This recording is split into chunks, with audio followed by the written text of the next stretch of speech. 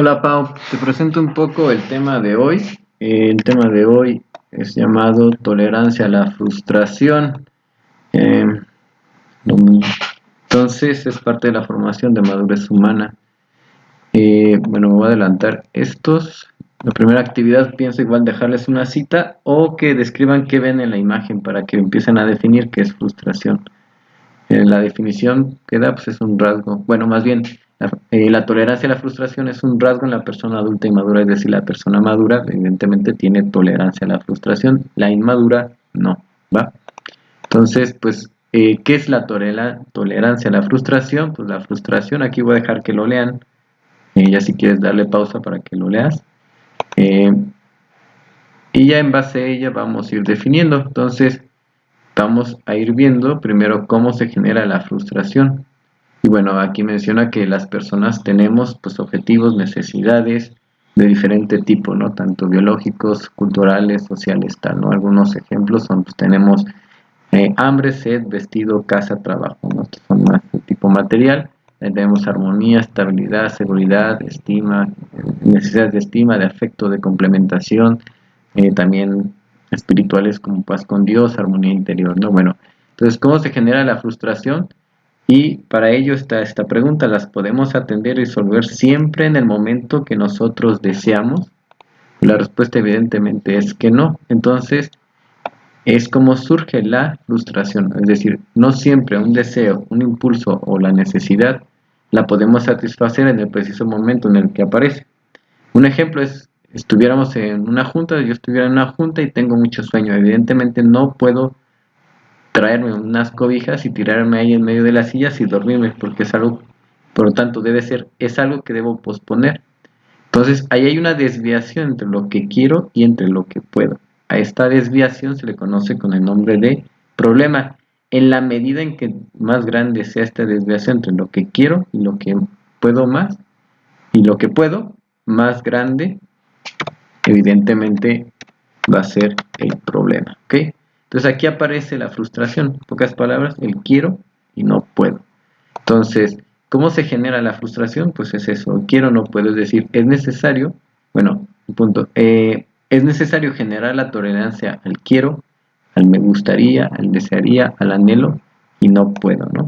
Este quiero, pues aquí puede ser no solamente querer, sino me gustaría, desearía, anhelo, pero en fin, no puedo. Entonces, ¿por qué es importante generar una tolerancia a la frustración? ¿Por qué? Porque una persona con un bajo umbral de tolerancia a la frustración, vamos a entender como umbral, qué tanta frustración necesita cada uno para descontrolarse.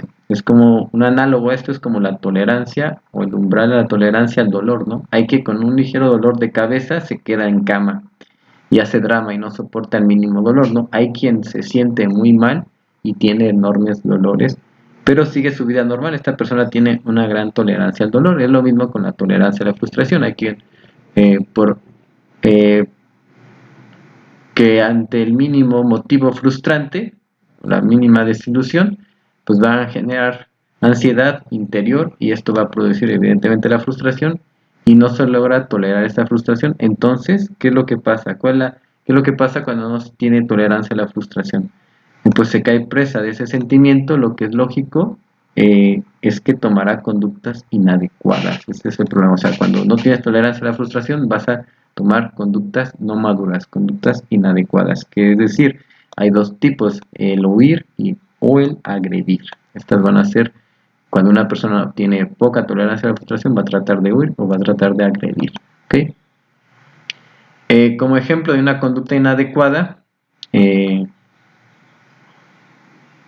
por ejemplo, el papá que ordena a su hijo adolescente eh, una cosa, ¿no? Por ejemplo, ve y tráeme esto, ¿no? Si tiene un bajo umbral de frustración, aquí mencionan que puede ser por una necesidad de autoafirmación o por una inseguridad personal, etcétera, pues, y el hijo no obedece, ¿qué se produce en este papá? Pues un sentimiento de frustración. Eh, ¿Por qué? Porque lo que desea no sucede. ¿Ok? Entonces, este es el ejemplo. El papá le ordena y el niño no actúa. Entonces, ¿cuáles van a ser los tipos de conducta? pues uno es el huir. ¿Qué puede hacer el papá? Ah, no me haces caso, pues vete por un tubo, no cuentes conmigo, ahí te dejo. Al no lograr tolerar la frustración, pues la situación se vuelve inmanejable, ¿no? Los sentimientos lo rebasan, ¿no? Igual, la otra forma que puede ir es a través de la agresión. Lo forzan, ¿no? Lo haces porque lo haces y porque digo. Y puede ser agresión verbal o el extremo infantil en un adulto, al no tolerar la frustración, es la agresión física, ¿no? No se está justificando, cabe notar, la desobediencia, es decir, no es bueno para los hijos desobedecer, evidentemente, pero tampoco es bueno para los padres la agresión, es decir, si no van a aprender en la vida, o sea, si los forzas, van a aprender en la vida que las cosas tienen que tomarse por la fuerza y las cosas las van a intentar a tomar siempre mediante la agresión, ¿no? Bueno, entonces eso es un ejemplo de una conducta inadecuada. Ahora, la conducta adecuada, pues es la persona que evidentemente tiene una tolerancia adecuada a la frustración y esta sensación de ansiedad, de desasosiego, de impotencia por no querer lo que se quiere, la puede manejar, la puede posponer, la puede tolerar, etcétera, ¿no? Entonces, evidentemente en este ejemplo le dará una comunicación más adecuada. Por ejemplo, le puede decir, papá, ¿sabes qué? Te estoy pidiendo que hagas esto en este momento y le puede dar razón, ¿no? Por esto, esto y esto, ¿ok? En general, una conducta adecuada nos va a traer, se va a ir por tres casos, ¿no? Que conozcas los propios límites, también vamos a ver que eh, vamos a tener una capacidad de esperar, una capacidad de renuncia, ¿ok? Entonces, eh, podemos tener conductas adecuadas o conductas inadecuadas. Para las conductas adecuadas son estos tres los medios y para las conductas inadecuadas son estos dos, el huir y el agredir, ¿ok? Entonces, ahora, ¿por qué no se puede manejar esta situación? O sea, ¿por qué muchas veces no se tolera el fracaso, no se tolera la impotencia o la incapacidad o los límites impuestos por los demás? Eh, Y en resumen es porque no conocemos nuestros límites. Y de ahí pues surge esto, ¿no? Lo que le llamamos, una de las razones es el complejo de omnipotencia infantil. Es decir, la persona no tiene la capacidad para verse objetivamente como un ser con límites, con cualidades, sí, pero con limitaciones. Mientras menos conciencias tengamos de nuestros límites, más difíciles será tolerar la frustración. ¿Ok? Esto ya no va. Y justamente, pues ponía esto, ¿no? O sea, bueno, y la otra pregunta es, ¿cómo se gesta una adecuada o escasa tolerancia a la frustración? O sea, y la respuesta es la misma, o sea, en la infancia, como lo hemos estado viendo, ¿no? Si ponemos límites adecuados, eh, pues el niño va a tener, bueno, la persona adulta va a tener conciencia de sus propios límites. También va a tener una capacidad de esperar o una capacidad de renuncia, ¿no? Mm, Por el contrario, por ejemplo, si en la infancia se tuvieron unos límites muy rígidos o prohibitivos, se da una inseguridad, un miedo de sí mismo, y esto es lo que trae pues, de la huida, ¿no? Pero si, por ejemplo, se le da unos límites muy holgados o permisivos, se da lo que mencionaba, ¿no? El síndrome de la omnipotencia, y que generalmente va acompañado de la agresión. ¿Ok? Pues vamos a ver un poco los límites sanos, digamos, ¿no? Bueno, la primera, cuando tenemos una tolerancia adecuada de la frustración,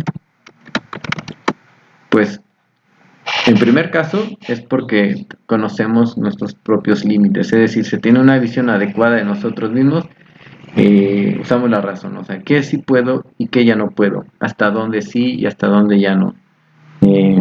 Inclusive hasta donde ya ni debo decir, aquí tenemos una buena conciencia, un buen desarrollo de nuestra inteligencia, ¿no?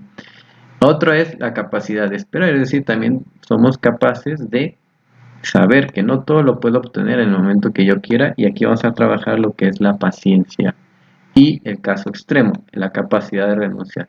Hay cosas siempre que no vamos a poder tenerlas. Por ejemplo, cuando un ser querido muere, o el abandono de una persona, o el desprecio de alguien, o una situación económica, etcétera, pues aquí no queda otra que la renuncia o el desprendimiento. ¿Ok?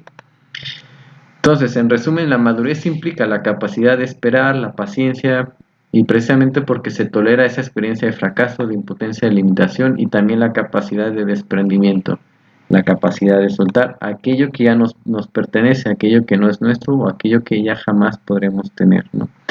Porque aferrarse a que viva, un ejemplo, ¿por qué aferrarse a que viva una persona que amamos y que ya murió? Esto justamente es no tener conciencia de los límites, es decir, tenemos un límite y ese es radical. Yo no puedo devolver la vida a nadie, ¿no? Eh, bueno, y justamente en la dificultad de renunciar, de cortar, se experimenta evidentemente pues todo el dolor, pero saber que ahí hay un proceso necesario de desprendimiento, a pesar del dolor que cause. Entonces, bueno, eso es un ejemplo puntual, pero bueno. Entonces la tolerancia al dolor, la tolerancia al sufrimiento, la tolerancia al fracaso, la tolerancia y la aceptación serena de los límites. Esto es, en pocas palabras, la tolerancia a la frustración, que nos va a permitir tener una conducta adecuada. ¿Okay? Ahora, desde el aspecto espiritual y como teniendo como ejemplo a Jesús de Nazaret, pues bueno, lo primero que hay que notar es que a veces, por falta de inmadurez, por falta de madurez tenemos una percepción inadecuada de Dios. Es decir, a veces queremos las cosas porque las queremos, no somos conscientes de nuestros límites. Y como sabemos que Dios lo puede todo, pues ahí se crea una falsa imagen de Dios, ¿no? El Dios mágico, el Dios que todo lo puede, ¿no? Porque pues por ende esa es la definición de Dios, ¿no? Eh, y de hecho, eso es una idea, pero no se tiene una experiencia del Dios Todopoderoso. Pero bueno, entonces caemos en ese falso, ¿no? Que si le rezo, me cumple, y si no, lo dejamos. Entre comillas, lo dejamos porque realmente nunca hubo una experiencia con Dios. Yo insisto en eso. Bueno, pero Dios nos pone, Jesús justamente nos pone el ejemplo. Jesús, Dios, se hace hombre y como hombre experimentó la frustración y no se alejó de Dios. Es decir, experimentó como hombre los límites. ¿Y por qué experimentó los límites? Por amor a nosotros. Nos dio la libertad y por no querer coartar nuestra libertad, pues nos deja libre y asume las consecuencias, evidentemente. Es decir, a Dios no todo le salía bien. Evidentemente Jesús, Dios quiere el mayor bien, pero está la libertad del hombre, ¿no?